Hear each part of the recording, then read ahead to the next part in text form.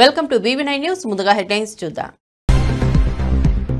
సర్వాయి పాపన్న విగ్రహ స్థాపనలో సీఎం రేవంత్ శంకుస్థాపన. అమరవీరుల స్తూపం పక్కన పాపన్న విగ్రహం నిర్మాణం ప్రారంభం. తెలంగాణ వీరుడికి సీఎం రేవంత్ ఘన నివాళి.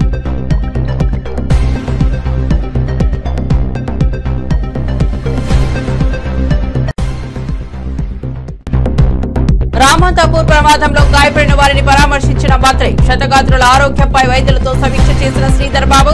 రామంతాపూర్ బాధితులకు ప్రభుత్వం అండగా ఉంటుందని హామీ.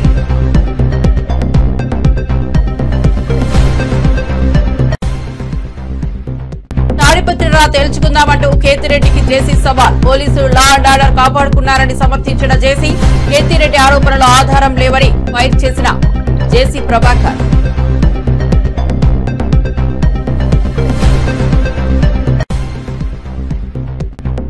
అమరావతి మునిగిపోతుందన్న విష ప్రచారంపై ఉమా తీవ్ర విమర్శలు. స్త్రీశక్తి పథకాలతో జగన్ అసహనం మొదలైందని ఉమా వ్యాఖ్యలు.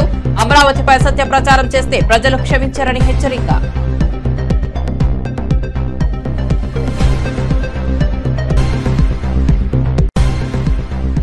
ఇక వార్త వివరాల్లోకి వెళ్తే హైదరాబాద్ లో సర్దార్ సర్వాయి పాపన్న 375వ జయంతి వేడుకలు ఘనంగా జరిగాయి. ఈ సందర్భంగా సీఎం రేవంత్ సెక్రటేరియట్ ఎదుట ఉన్న ప్రాంగణంలో సర్వాయి పాపన్న విగ్రహ స్థాపనకు శంకుస్థాపన చేశారు. అమరవీరుల స్తూపం పక్కన ఈ విగ్రహం నిర్మాణం జరగనుంది. కార్యక్రమానికి డిప్యూటీ సీఎం బట్టి విక్రమార్క, టీపీసీసీ అధ్యక్షుడు మహేష్ కుమార్ గౌడ్, మంత్రులు, ఎమ్మెల్యేలు, ఎమ్మెల్సీలు, కార్పొరేషన్ చైర్మన్లు, బీసీ సంఘ నాయకులు పాల్గొన్నారు. సర్దార్ పాపన్న త్యాగాలను స్మరించుకోవడం తెలంగాణ ప్రజలకు గర్వకారణమని సీఎం అన్నారు. పాపన్న విగ్రహం ఏర్పాటుతో భవిష్యత్ తరాలకు స్ఫూర్తి లభిస్తుందని రాష్ట్ర ప్రభుత్వం భావిస్తోంది.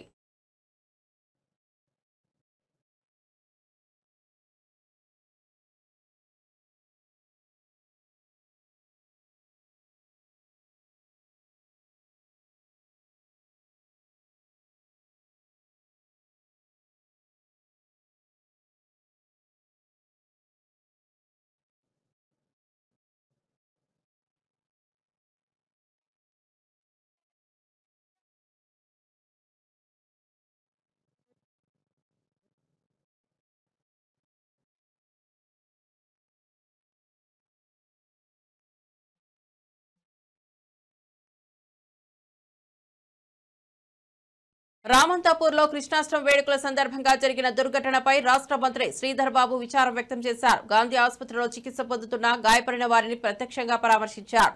వారి ఆరోగ్య పరిస్థితి గురించి వైద్యులతో మాట్లాడి తగిన వైద్యం అందించాలని అధికారులను ఆదేశించారు.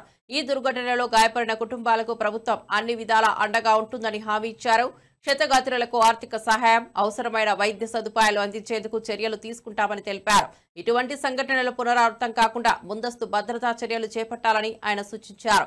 ప్రజల ప్రాణ రక్షణకు ప్రభుత్వం కట్టుబడి ఉందని పునరుద్ఘాటించారు. విషాద ఘటన జరిగింది నిన్న రామంతపూర్ గోకుల్ నగర్లో. నిన్న శ్రీకృష్ణ జన్మాష్టమి సందర్భంలో భక్తులు, అక్కడున్న యువమిత్రులు గోకుల్ నగర్ పరిసరాల ప్రాంతాలకు సంబంధించి శోభయాత్ర నిర్వహిస్తూ ఉన్న సందర్భంలో ఈ దుర్ఘటన జరగడం చాలా బాధాకరం, దురదృష్టకరం. సంఘటనకు సంబంధించి మరి కలెక్టర్ గారు, అక్కడున్న అధికారులు ప్రాథమిక సమాచారం మేరకు 5 చనిపోవటం, మరో 3 వివిధ ఆసుపత్రుల్లో చికిత్స పొందుతూ ఉన్నారు. ఆ 3 కూడా స్థిరంగా ఉన్నారని కలెక్టర్ గారు, అదేవిధంగా డిఎంఏ గారు కూడా రావటం జరిగింది. మేము సూపర్వైజ్ చేస్తూ ఉన్నారు. మరిన్ని అప్డేట్స్ కోసం చూస్తూనే ఉండండి BV9 న్యూస్.